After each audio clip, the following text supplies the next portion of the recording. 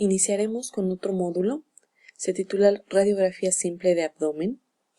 Así como vimos en tórax, ¿verdad? También vamos a revisar lo que es la anatomía radiológica del abdomen y algunos tips para ir interpretando este tipo de imagen.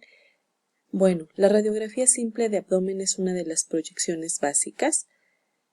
Yo creo que ustedes también ya saben, ¿verdad?, que siempre al solicitarnos la valoración del abdomen por imagen, las dos proyecciones básicas son en decúbito supino y en bipedestación.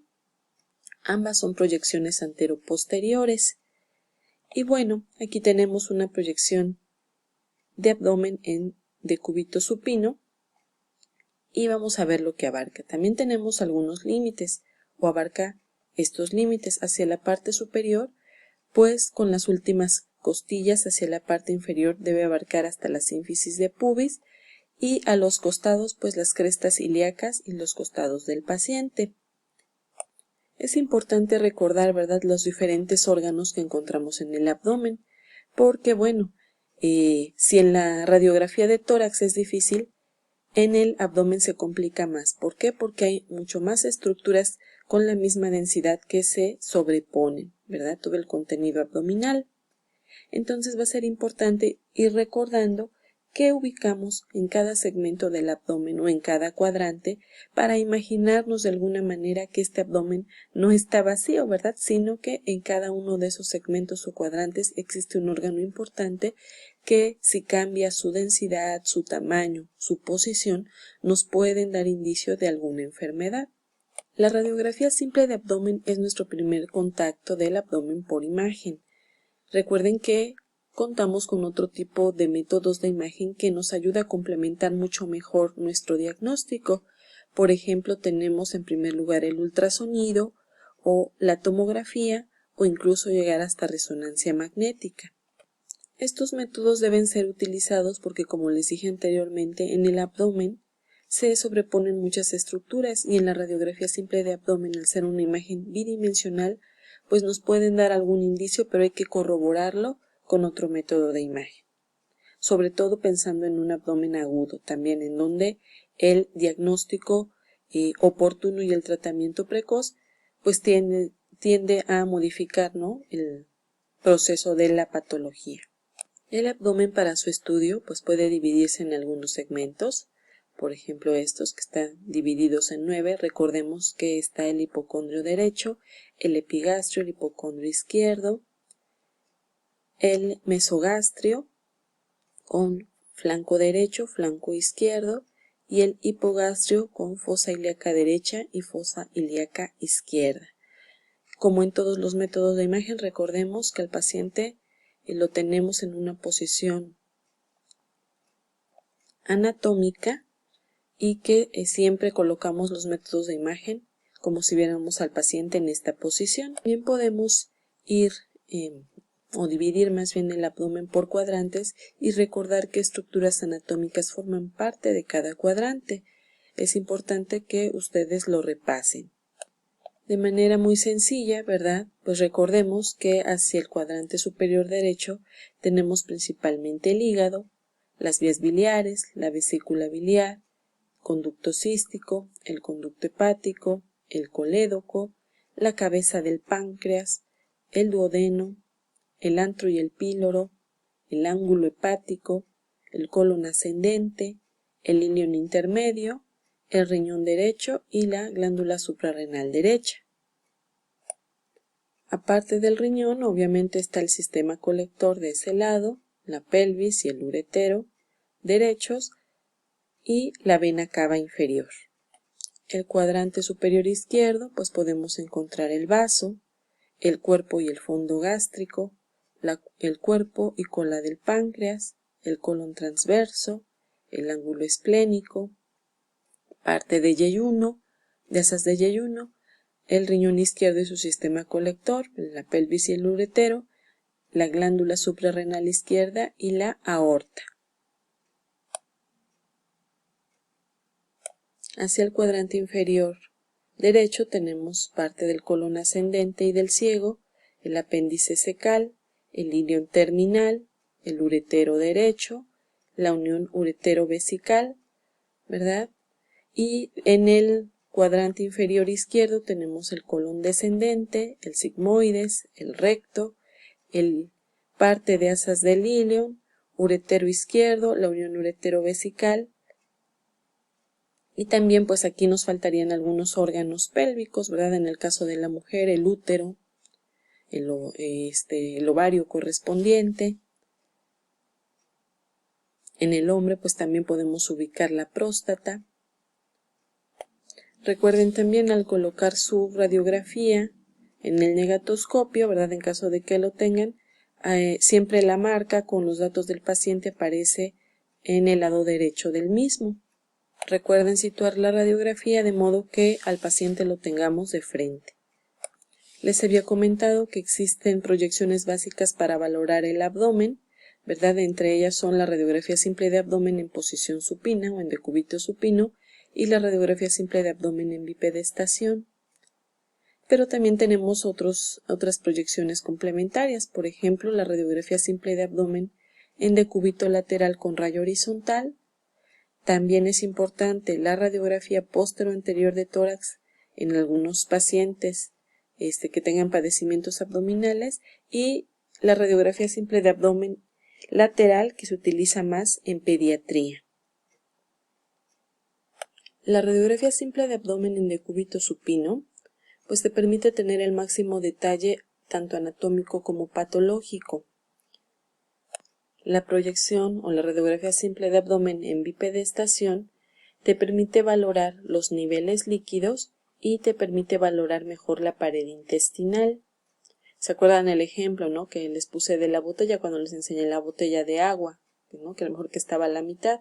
Si el paciente está en bipedestación, podemos lograr que se vean los niveles.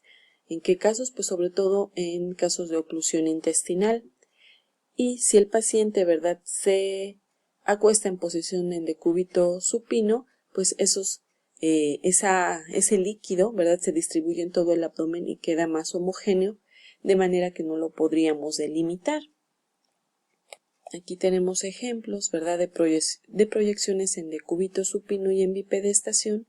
En decúbito supino, a grandes rasgos, podemos ver una dilatación importante aquí del colon, ¿verdad? Cuando el paciente se coloca en bipedestación, aquí es donde podemos ver los diferentes niveles. Se les llaman niveles hidro, de líquido, aéreos, ¿verdad? De aire.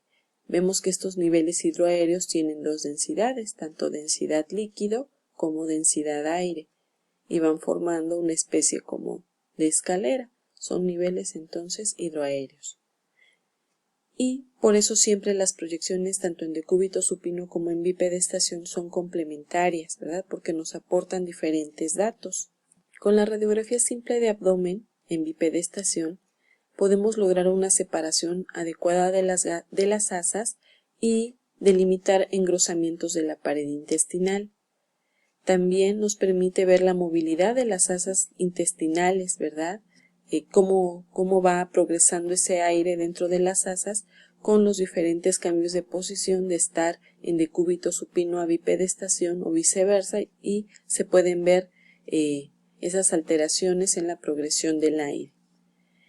También estar en bipedestación el paciente permite delimitar aire libre bajo el diafragma, que como veremos más adelante es un signo de neumoperitoneo.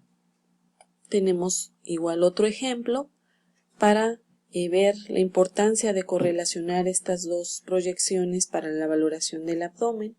En esta radiografía de abdomen pues vemos parte del estómago o del aire en el estómago y en algunos segmentos del colon, pero más hacia el intestino delgado. En bipedestación ya podemos ver que se identifican diferentes niveles hidroaéreos. Les digo, eso sobre todo asociado con procesos intestinales oclusivos o semioclusivos.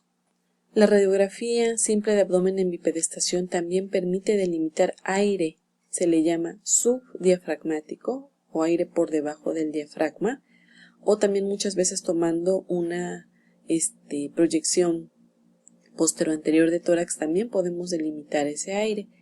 En este caso Se trata de perforación de víscera hueca, ¿verdad? De alguna parte del tubo digestivo que se perforó y por lo tanto ese aire salió hacia la cavidad peritoneal. Este es un signo que se le llama así, aire subdiafragmático, ¿sí? O alas de murciélago. ¿Por qué se forma esto? Pues por la gran cantidad de aire que existe en la cavidad peritoneal y que, miren, nos dibuja los hemidiafragmas, ¿verdad? Y además, ¿qué hace este aire? Lleva hacia el centro las asas porque está ocupando, digamos, un determinado volumen. A este signo se le llama centralización de asas, que también puede ser, puede pasar esto en el caso de que en lugar de aire haya líquido, ¿verdad? Pero entonces, este aire subdiafragmático es signo de neumoperitoneo. Es un neumoperitoneo bastante severo, ¿verdad? Porque vemos una gran cantidad de aire en la cavidad peritoneal o abdominal. Otra de las proyecciones que se utilizan para valorar el abdomen es la radiografía simple de abdomen en decúbito lateral. Vemos que la posición del paciente es en decúbito lateral, pero dice que el rayo es horizontal. Aquí está el tubo, ¿verdad? Y se dirige hacia el paciente en una proyección antero-posterior, solo que aquí cambia la posición del paciente. Este tipo de proyección ayuda a corroborar alteraciones de la radiografía de abdomen en bipedestación, es decir, para corroborar si hay niveles hidroaéreos o hay líquido libre en la cavidad o aire libre en la cavidad, ¿verdad? Ahorita vamos a ver cómo se ve en la radiografía. Tenemos ejemplos de radiografía de simple de abdomen en decúbito lateral con rayo horizontal. Esta es la primera imagen, el paciente está en posición lateral, hacia acá, digamos, está la cabeza del paciente y hacia acá están las piernas, ¿verdad? Aquí vemos parte de las crestas ilíacas, aquí están las costillas. Entonces, habitualmente cuando el paciente está en esa posición y el aire está contenido habitualmente o normalmente en las asas, pues se ve así, en su mayor parte se ve densidad líquido, ¿verdad? Pero ¿qué pasa cuando hay o queremos demostrar aire fuera del intestino, cuando hay neumoperitoneo? Pues pasa esto. En este caso está al revés, la cabeza del paciente está hacia este lado y los pies del paciente hacia este. ¿Y qué nos llama la atención? Que el aire, ¿verdad? Pues tiende a subir y el líquido a depositarse en la parte más baja. Y entonces aquí estamos viendo otra vez que la cavidad peritoneal está siendo ocupada por una gran cantidad de aire que se encuentra fuera de las asas. Incluso aquí las estamos delimitando, pero es otra forma o es otra proyección de corroborar que exista aire libre, ¿verdad? En cavidad peritoneal. Se puede utilizar tanto en adultos como en niños. Muchas veces una proyección posteroanterior de tórax también puede ayudar en el diagnóstico de patología de abdomen. Por ejemplo, para detectar alguna alteración torácica, ¿verdad? Alguna alteración, una patología abdominal que se va hacia el tórax. Por ejemplo, ¿qué tipo de patologías? Pues hablando sobre todo de hernias hiatales, de hernias diafragmáticas, ¿verdad? Donde el contenido del abdomen se va hacia el tórax. Y también es otra forma de delimitar, ¿verdad?, si existe aire libre subdiafragmático.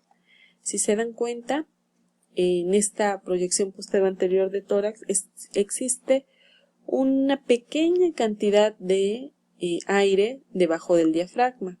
Encontrar esto no es normal, ¿verdad? Tenemos sobre todo que correlacionar también con la clínica del paciente. En el ejemplo que les mostré anteriormente, pues era un neumoperitoneo severo. A veces el neumoperitoneo incipiente se puede ver de esta forma, como una semiluna radiolúcida por debajo del diafragma, ¿sí? Pero también hay que hacer diagnóstico diferencial con un síndrome que se le llama síndrome de Chilaiditi, en donde parte de las asas intestinales se interponen entre el diafragma y el hígado. Ojalá pudieran leer acerca de ese síndrome. En el hemidiafragma izquierdo, pues digamos que esto todavía puede ser normal, porque se ve el aire contenido dentro de una asa de intestino. Pero esta imagen, esta pequeña semiluna de de aire subdiafragmático